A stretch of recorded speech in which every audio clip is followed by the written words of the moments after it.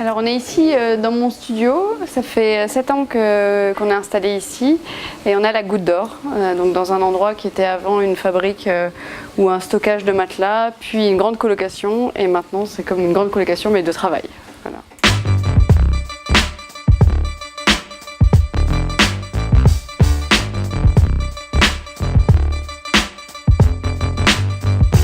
Ici c'est un petit peu l'endroit où normalement il pleut, donc c'est assez rare que les choses soient ici sur la table.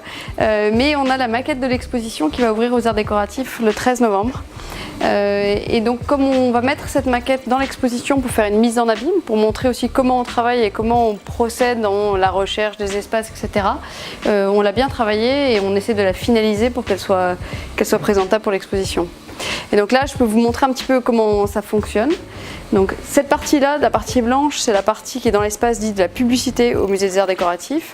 Mais avant cette partie, on a 500 mètres carrés qui sont dans les espaces médiévaux en fait, du musée, dédiés aux objets médiévaux et à la Renaissance, et dans lesquels on s'installe pour faire des conversations, notamment. Par exemple, on a cette salle qui... est-ce que ça tient? Oui, ça tient. Où on a 2 lits qui vont converser. Quand on va rentrer dans les salles, on va avoir l'impression que les 2 lits se parlent, échangent et se font des confidences. Donc ici on a un lit plus ancien qu'on appelle le vieux plumard et ici le petit lit plume pour Cyrillus. Voilà. À travers ces dialogues en fait on crée quelque chose d'un peu spectaculaire, donc on est vraiment dans une dimension amusante aussi de l'exposition et c'est important de rendre l'exposition agréable pour tous et en même temps on est dans quelque chose d'assez érudit. On arrive ici dans l'espace de la publicité et il y a 2 grandes parties pour commencer qui posent la question de savoir à quoi ça rime de faire des objets et quel sens ça prend pour un designer de les présenter. Première salle, vous êtes dans une logique de perception, on se demande si ces objets sont juste des sculptures, donc on leur a enlevé la fonction, on a enlevé la lumière qui était dans ces lampes et on les fait tourner sur des moteurs de boule à facettes pour créer vraiment une sensation je dirais d'abysse en fait, où on ne sait pas si c'est une constellation ou des animaux aquatiques. Dans l'exposition, il y a beaucoup de collaborations avec des artistes ou d'invitations à des artistes. Le jour où on vous dit que vous êtes invité aux Arts Décoratifs et que vous avez 1000 mètres carrés, vous dites ce serait bien quand même de faire venir d'autres artistes, de ne pas être tout seul là-dedans. Ce qui est intéressant, c'est de passer dans cette 2e salle où on a au contraire quelque chose de très réel. Cette salle s'appelle Habiter. Et ici, vous êtes confronté premièrement à un choix. Est-ce que je vais dans l'espace où tous les objets sont en noir et blanc ou est-ce que je vais dans l'espace où tous les objets sont en couleur?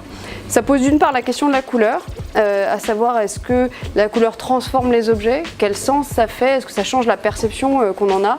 Ou est-ce que c'est juste un habit? Est-ce que ça change intrinsèquement même l'objet? Deuxième aspect de cette salle, elle s'appelle Habiter, parce que là, le visiteur, dans cet espace, est invité à ouvrir les placards, s'asseoir dans les canapés, découvrir des surprises, tout essayer et tout toucher. Ensuite, évidemment, on va traverser cette exposition par le couloir et ici ça s'appelle travailler et donc c'est vraiment là pour le coup c'est l'idée du process. Ensuite, chaque salle porte aussi un nom de verbe d'action, comme si les objets eux-mêmes étaient en action. Et donc, on a une première salle qui s'appelle s'envoler, une deuxième salle qui s'appelle tourner, troisième qui s'appelle porter. Ici, c'est danser, parce que on montre toutes les collaborations avec Angelin Prel-Jocage, Wong Ramirez et Laurent Garnier. Ici, on a une salle qui s'appelle séduire et une salle qui s'appelle délier et qui parle de tous ces objets qui ont cette forme, voilà, où la matière se délie et pend, donc soit avec des tombées, des drapés, etc. Voilà, on est vraiment dans les salles très thématiques.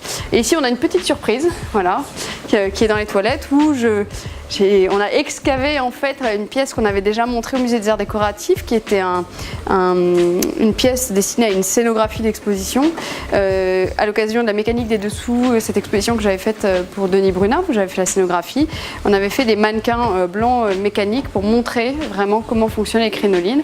Et du coup, quand vous allez ouvrir la porte des toilettes, une femme va vous attendre avec une crinoline qui se remontera. Et voilà, ce sera le moment où vous pourrez partir dans un grand éclat de rire. Ce sera la fin de l'exposition. Voilà.